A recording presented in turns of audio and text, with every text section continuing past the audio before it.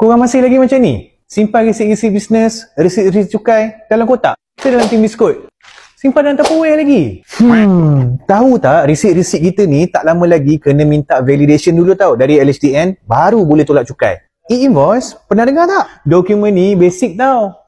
Dah lama kan sekolah dengan Money Academy? Saya tahu ni, ada yang dah save dah semua video. Tapi ego nak belajar daripada asal. Ada pula staff admin ambil ilmu sini sikit, sana sikit. Sebab apa?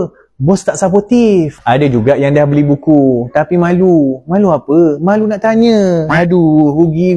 Dalam buku ni dah lengkap lah. Ada penerangan, ada flow, ada contoh, ada video. Buku ni memang nak make sure nak bagi business owner pandai. Tapi kami hanya tunjuk jalan tau. Usaha semua dari korang sendiri. Dah tu, jangan lama-lama fikir. Kotak ni kenangan.